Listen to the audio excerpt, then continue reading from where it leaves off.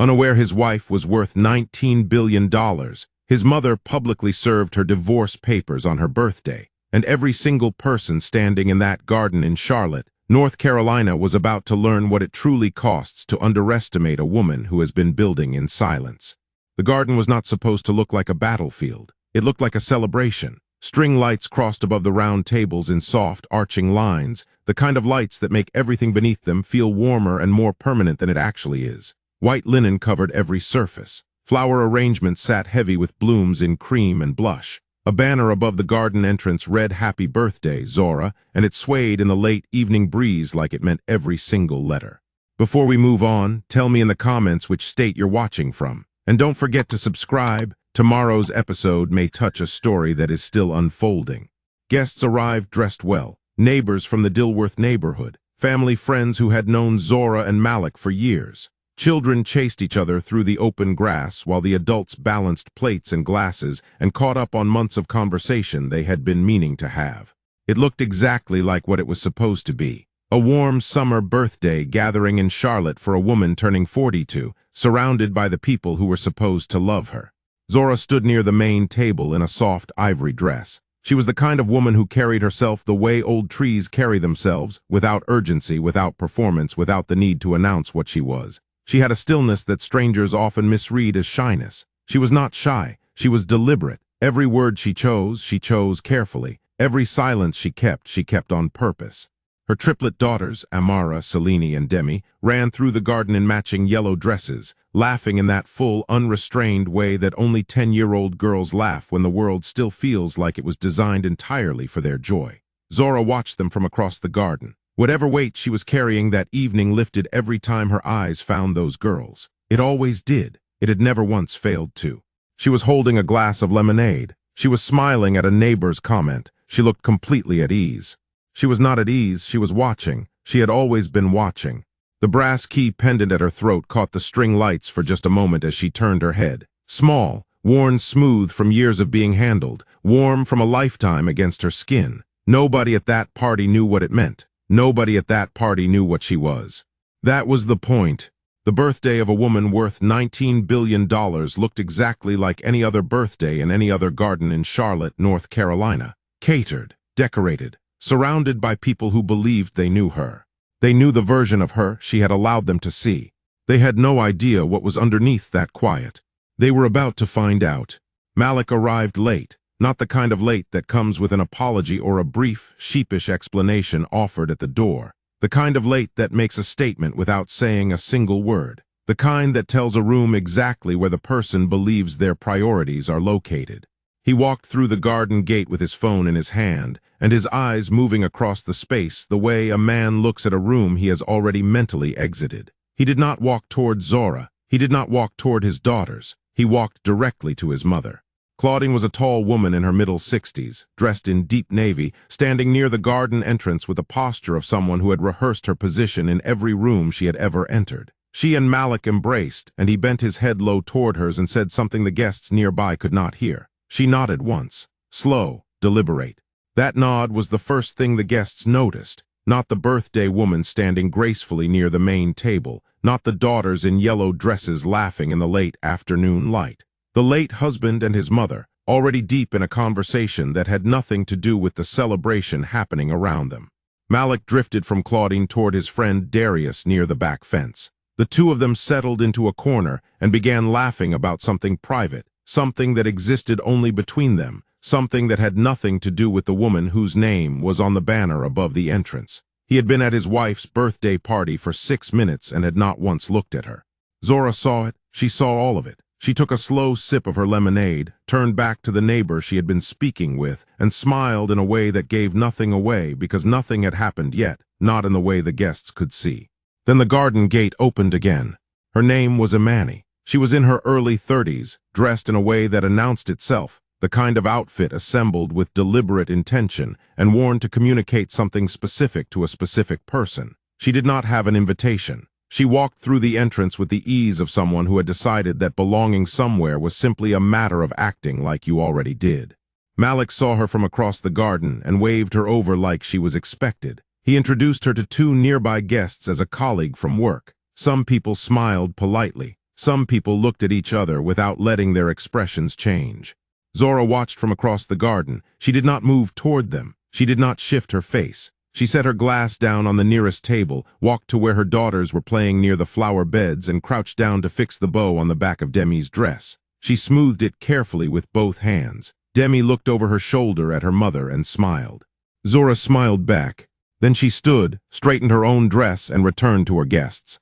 She had seen everything she needed to see. She had known for months what was being constructed against her in plain sight.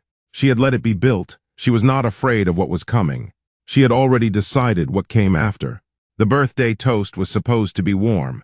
It was supposed to be a husband standing with a raised glass, a brief and sincere few words, guests lifting their drinks in the golden evening air, children stealing forks toward the cake before it was formally cut. That was the shape the moment was meant to hold. What happened instead was Claudine. She rose from her seat without being invited. She did not wait for anyone to offer her the floor or signal that it was her turn. She tapped the side of her glass with a spoon, and the conversations around the garden died one table at a time, the way all sound dies when something louder is about to take the space it was never meant to occupy. Every face turned toward her. Claudine straightened her back. She looked out across the gathered guests with the composed expression of a woman who had been waiting for this exact stage for a very long time and had no intention of wasting a single second of it now that she was standing on it. She did not call it a toast. She did not call it a tribute or a birthday wish or a message of love for the woman whose name hung above the entrance in white letters. She called it the truth. She said she had watched her son give 20 years of his life to a woman who had never deserved that sacrifice. She said she had stayed quiet out of respect for the marriage, but that there was no longer any reason for that silence. She said Zora was not the woman Malik was meant to grow old beside, that a woman who truly loved her husband would have recognized her own inadequacy and found the grace to step aside long before it came to this public moment. The garden went completely still. The music that had been drifting warmly from the speakers near the back fence had stopped. No one had crossed the garden to turn it off. It had simply become impossible to hear anything except Claudine's voice moving through the evening air. Guests looked at their plates, at the sky, at the backs of their own hands, anywhere that was not the face of the woman standing in an ivory dress near the birthday table. Malik stood near the fence with both hands in his pockets. He looked at the ground. Darius found something critical to examine on his phone screen. Imani stood near the dessert table, and the corners of her mouth moved in a way that was almost a smile, but was careful enough not to fully become one in front of this many witnesses. Then Claudine reached into her handbag. She pulled out a sealed envelope. She walked it across the garden with slow, measured steps, shoulders pulled back, chin lifted, like a woman crossing a stage she had spent years in private rehearsal preparing for. She set it down on the birthday table, beside the cake that had not been cut, beside the flowers still fresh in their arrangements, beside the napkins that still held their pressed folds. She looked directly at Zora. She said, "Consider this a gift." Then she returned to her seat. The garden held its silence. The banner above the entrance swayed once, gently in the evening air. "Happy birthday, Zora." Amara reached for her mother's hand first. She did not say anything. She simply moved close and wrapped her fingers around Zora's hand and held on with the grip of a child who has understood more than she was supposed to understand for longer than anyone realized. Selene stepped in on the other side, pressing her shoulder against her mother's arm. She looked straight ahead at the table, at the envelope sitting there beside the uncut birthday cake, and her face was doing the careful, exhausting work of a 10-year-old girl trying very hard not to fall apart in public. Demi cried without making a sound. The tears came down her face one after another, slowly, like they did not know how to stop and had stopped trying to. She was the youngest of the three by 4 minutes, and she had always felt things first, before the other two had finished processing that something had happened at all. Zora looked down at her daughters. She put one hand on Amara's shoulder. She placed her other hand on Demi's cheek and wiped the tears with her thumb, slowly, with the same careful gentleness she had used to wipe tears from that face since the morning those girls were born. Then she looked at the envelope on the table. Then she looked at Claudine, already seated again, hands folded in her lap, chin level, performing the composed satisfaction of a woman who believed she had just delivered something decisive and final. Then she looked at Malik. He had still not said anything. He was still looking at the ground, both hands still buried in his pockets. The distance between where he was standing near the fence and where his daughters were standing beside their mother was not large in physical feet, but it was the kind of distance that, once it opens between a father and his children, does not close without years of deliberate, patient work that he had not yet begun to understand he owed.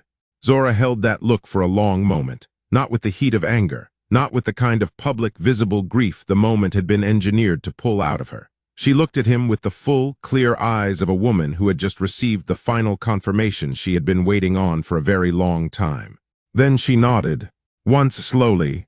It was not the nod of a woman receiving a blow. It was not the nod of someone accepting a defeat they did not see coming. It was something far more specific and far more consequential than either of those things. It was the nod of a woman who had known this moment was on its way, who had prepared for everything that would follow it, and who was now simply acknowledging that the clock, the one only she had known was running, had finally reached the hour she had been waiting for.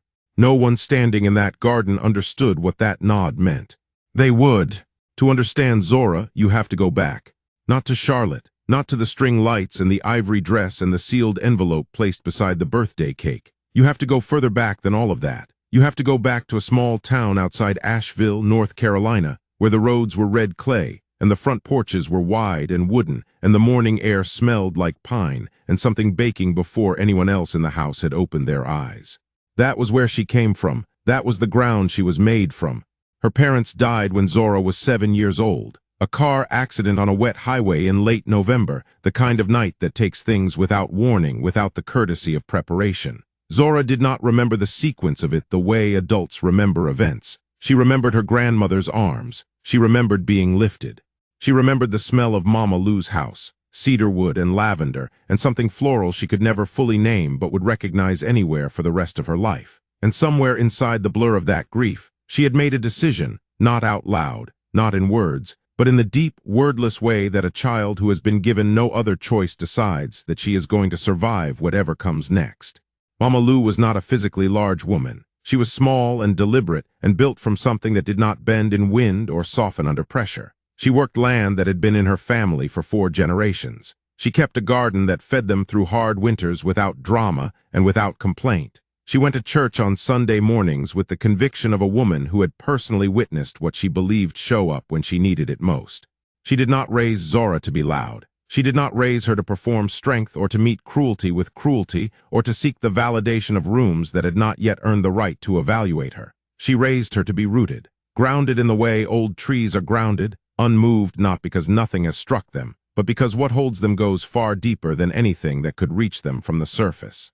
Before Mama Lou passed, when Zora was 19, and in her first year at the University of North Carolina, her grandmother pressed something small and cold into her palm. A brass key pendant on a thin chain, worn completely smooth from decades of being handled by the women who had carried it before them. Mama Lou held Zora's hand closed around it and looked at her the way she always looked at her, like she was reading something inside her that the rest of the world had not yet learned to see. She said, "Everything locked will open when the time is right." Zora had worn that pendant every single day since that afternoon, through college, through graduate school, through the early years of building what would quietly become one of the most significant private holding companies in the region, through her marriage to Malik, through the births of her daughters, through every humiliation, every silence, every moment of being underestimated by people who had confused her restraint for limitation. The brass key was at her throat the evening Claudine walked that envelope across the birthday garden. Same as always. She had met Malik when they were both in their late 20s. He was charming in the way that certain men are charming before you understand what the charm is covering, what it is compensating for, what it is asking you not to look too closely at. He made rooms feel warmer when he entered them. He laughed easily and people wanted to be near the ease of that laugh. Zora had loved him in the way that young people love, completely, and without yet possessing the wisdom to ask the questions that would have mattered most. She had cooked for him in the early years of their marriage with genuine, uncomplicated joy. She had read her daughter's bedtime stories in 3 different voices, one for each girl, while Malik watched from the doorway of their room with the expression of a man who believed this life was simply what happened to people like him. She had shown up to every family dinner, every social obligation, every event Claudine orchestrated with the grace of a woman who understood that belonging sometimes requires patience that has nothing to do with weakness. And once a month, quietly, she called Mr. Harrington. Marcus Harrington had been her attorney and her most trusted advisor since she was 24 years old. A steady, precise man who had watched her build what would become Cedarwood Holdings, LLC from its very first acquisition, a modest piece of commercial property in Greensboro, North Carolina. Over 2 decades, with the patience and discipline of someone who had been taught by a small woman on red clay roads that real things are built slowly, Zora had expanded those holdings without announcement and without performance. Real estate across 6 states, mineral rights acquired through a land inheritance that almost no one in her personal life knew existed, a private equity division, a newly structured philanthropic foundation bearing her grandmother's name. Total asset valuation reviewed and adjusted with quiet precision every single quarter. She had never told Malik the full truth about what she had built. Not because she was hiding herself, because Mama Lou had given her something that she had carried in her chest alongside the brass key pendant for her entire adult life. The understanding that a woman who knows what she owns does not need to announce it, and a woman who truly wants to know who someone is must first give them enough time and enough silence to show her without the pressure of being evaluated. She had given Malik time. She had given him silence. She had watched him through 20 years of marriage, through the births of their daughters, through the slow but unmistakable drift of his attention and his loyalty toward other things, other people, other priorities that had nothing to do with the life they were supposed to be building together. She had called Mr. Harrington once a month. She had reviewed every holding. She had restructured what needed restructuring. She had ensured that every asset, every account, every piece of property sat inside a trust designed with the precision of someone who had known for a long time that a specific day was coming. She had not been afraid of that day. She had been preparing for it. After the birthday party, things moved in the way that betrayal always moves, not in explosions, not in scenes, but in slow, suffocating silence that fills the spaces where a life used to be. Malik stopped coming home at a reasonable hour. When he was home, he was not present. He sat at the dinner table with his phone face down and his attention somewhere far from the kitchen, far from the daughters who watched him across the table with questions they did not yet have the language to ask out loud. He stopped speaking to Zora in full sentences.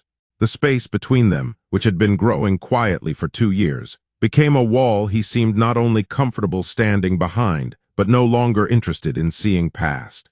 Claudine worked quickly. She had spent years carefully assembling a narrative, and now she delivered it directly into her son's ear with the patience and conviction of someone who had been waiting for exactly this window to open. She told him that Zora had always come from nothing and had married into his family's name for the stability it represented, that her quietness was not strength, it was strategy, that a man of Malik's standing deserved someone who truly matched him, someone established. Someone like Imani. Imani did not slow down. She had been inserting herself into the fabric of Malik's daily life for 14 months with the methodical focus of a woman executing a plan she had researched thoroughly and committed to completely. She appeared at professional events, then at dinners with mutual friends, then once at the house for a gathering that Zora had not been informed about. She spoke to the daughters in the careful, practiced warmth of a woman auditioning for a role she had already decided was hers. Demi asked Zora one evening, while Zora braided her hair, if their father was going to leave. Zora did not lie to her daughter. She did not offer false comfort designed to dissolve under any real pressure. She held the braid carefully in both hands and said, "Whatever happens, you and your sisters will always have me, all of me, every single day. That will never change." Demi looked at her mother's reflection in the mirror for a long moment. Then she nodded slowly. The same nod Zora had given Claudine in the garden. One night after all 3 girls were asleep, Zora walked out to the dark and quiet garden alone. The string lights were gone. The birthday banner was gone.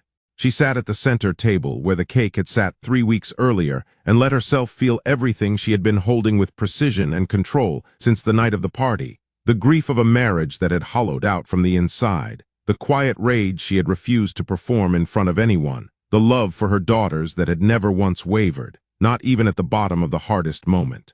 She let the tears come. They came quietly the way hers always did. Then she wiped her face. She straightened her back. She looked at the dark sky above the Charlotte neighborhood that did not know what was sleeping beneath it. Then she picked up her phone and called one number. Mr. Harrington answered on the second ring. He always answered on the second ring. She said, "It is time." He said, "Everything is ready, Zora. Everything has always been ready." The gala was the social event of the season in Charlotte, North Carolina.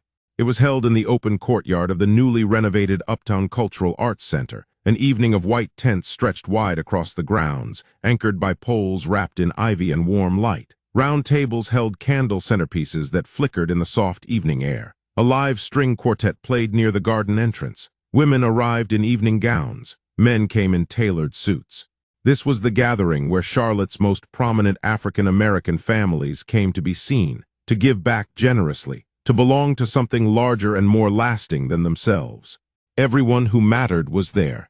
Malik was there. Claudine was on his left. Imani was on his arm. They moved through the space together like a unit, greeting people, accepting the kind of social warmth extended to a man who has just separated from his wife when the people around him have not yet received the full picture. Claudine had spent the previous weeks carefully performing the narrative of a mother who had done what was necessary to protect the son she loved. She was in her element. People believed what they were shown, and she had been showing them something very convincing. Zora arrived late. She came through the main entrance alone, in a deep burgundy gown that did not announce itself, but commanded every room it entered without asking permission from anyone in it. The brass key pendant was at her throat, same as it had been every day since she was 19 years old. She walked slowly and without any urgency, the way a woman walks when she has never once been in a hurry to arrive at something she was already completely certain of. The guests near the entrance turned to look. Someone at a nearby table set their glass down, without finishing the sentence they had been in the middle of constructing. The quiet that followed her through the tent was not the silence of discomfort or confusion. It was the silence of recognition, the instinctive, wordless response a room produces when something significant has entered it, and the room does not yet have the language to explain what it is sensing. She greeted people warmly. She accepted a glass of water from a passing server. She found her seat at a table near the center of the tent, and settled into her chair with the easy composure of a woman who knew with absolute clarity what was about to happen in this room, and had not a single anxious thought about any part of it. Malik saw her from across the tent. Something moved across his face. Not guilt exactly, something more complicated and more revealing than guilt. The expression of a man who has begun to feel the edge of a miscalculation he cannot yet fully name. A low and growing sense that the ground he has been standing on is not the ground he believed it to be. He held his drink without drinking it. He watched her. Dr. Adiz moved toward the microphone. The quartet played itself into silence. The tent waited.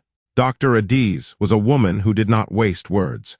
She had spent 30 years building institutions in Charlotte, community hospitals, scholarship programs, cultural foundations. And she carried that history in the settled, quiet authority of someone who had long since stopped needing to prove anything to any room she entered.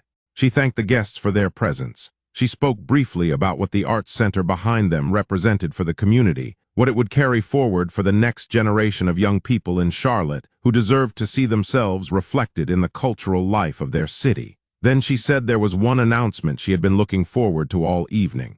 She said that the gala, the complete renovation of the Uptown Cultural Arts Center, and the scholarship endowment being formally launched that night had all been made possible through a single private philanthropic contribution. She said the holding company responsible had been operating quietly in North Carolina and across 6 states for nearly 2 decades, building, acquiring, investing with patience, and waiting to give back at the scale the community deserved. She paused.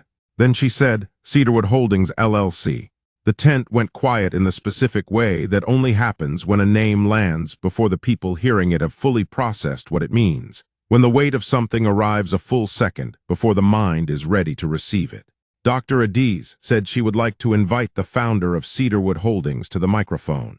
Zora set her water glass down on the table. She stood. She smoothed the front of her gown once and walked to the microphone with the same unhurried, grounded pace she had carried every day of her adult life. The walk of a woman who was raised on red clay roads by someone who believed that how you move through a room says everything about what you know about yourself. She did not look at Malik. She did not look at Claudine.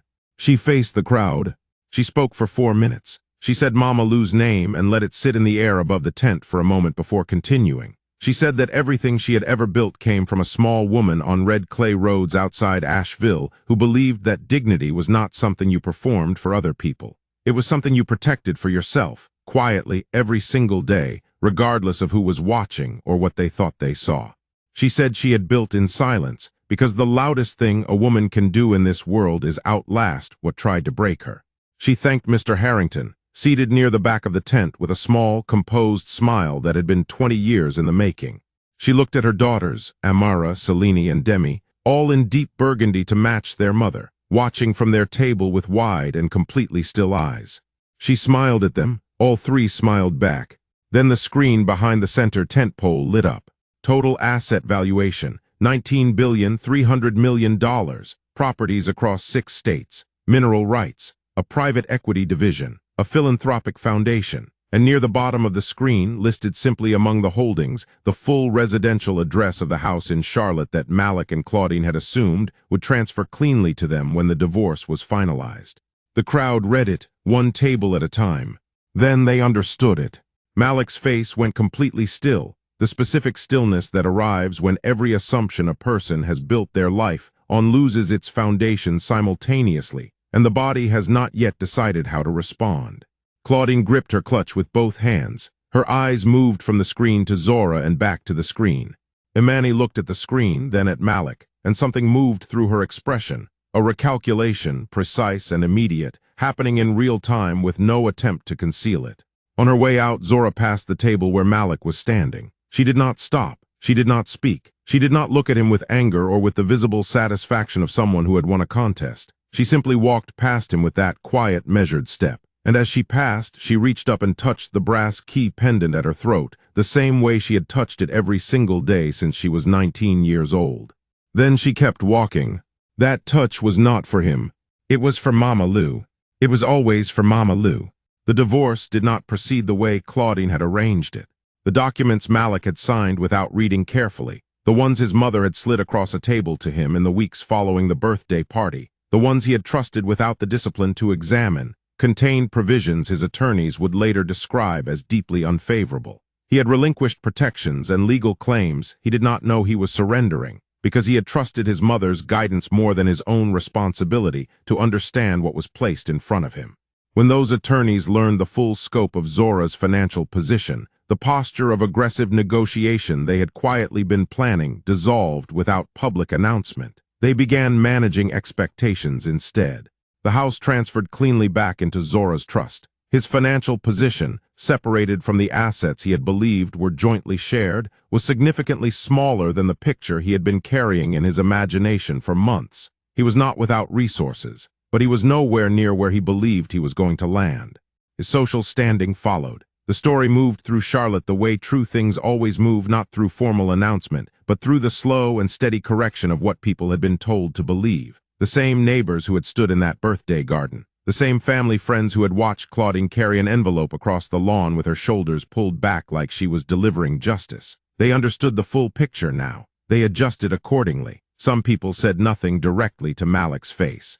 They simply stopped calling, stopped including. In their silence was a verdict that needed no spoken words to make itself felt. Imani was gone within 2 weeks of the gala. She returned his last 3 messages with silence. She was seen shortly after at a professional dinner on the other side of the city, already composed, already in the next chapter of something that had nothing to do with Malik. He had believed she cared for him. He had not understood that what she had been reading from the very beginning was a balance sheet. The balance sheet had changed. She had moved on before the room had finished clearing. Claudine carried the weight of what she had engineered the way that proud people carry consequences, visibly, without public acknowledgement, wearing it in the eyes of every person in the community she had performed the birthday humiliation in front of. Those same people had been seated in that tent when the screen lit up. They knew the full story now. Some were kind enough not to say so to her face. Some were not. Amara, Selene, and Demi chose to live with their mother, not as the dramatic conclusion of a legal conflict, but as the natural result of a father who had spent 2 years forfeiting his position, and who finally, one quiet evening, looked at his daughters and understood clearly that he could not fight for something he had already surrendered by his own choices. The garden was quiet at 6 in the morning. Zora sat at the center table with both hands wrapped around a warm cup of tea. The string lights were long gone. The birthday banner was long gone. Just the garden itself, the old oak near the fence, the flower beds she had planted in the 2nd year of living in that house, the stone path curving from the back door to the table where she was sitting now. She touched the pendant at her throat. She closed her eyes. She thought about red clay roads outside Asheville, about cedarwood and lavender, about a small woman pressing something cold into the palm of a 19-year-old girl and looking at her like she could see everything she was going to become. The back door opened. All three daughters came out at once, pajamas, wild hair from sleep, bare feet moving fast on the stone path. Demi was calling Mama before she had even reached the table. Zora turned in her chair and opened her arms. They came in all at once, all three. The tea nearly spilled. Nobody cared. Amara looked up at her mother after a moment and asked if everything was going to be okay now, not in the anxious, fragile way she had been asking for months, but in the careful, beginning-to-believe way that a child asks when the answer is already starting to feel true inside them before they have heard it spoken. Zora looked at her oldest daughter. She touched her face with one hand. She said yes, simply, completely, without a single moment of hesitation, the way Mama Lou used to answer every question that truly mattered. Yes, everything is going to be okay. They had mistaken her silence for emptiness. They had read her patience as the absence of power. But the ground beneath every single one of their feet had always belonged to her. And when the time was finally right, the time that Mama Lou had told her about on a porch in North Carolina when Zora was 19 years old and the whole world still felt uncertain and enormous, everything locked had opened. Right on time. If you enjoyed this story, like this video and leave a comment telling me what you thought. And if you're not already subscribed to the channel, please subscribe and hit the notification bell to get alerts for new stories like this one. Thanks for watching.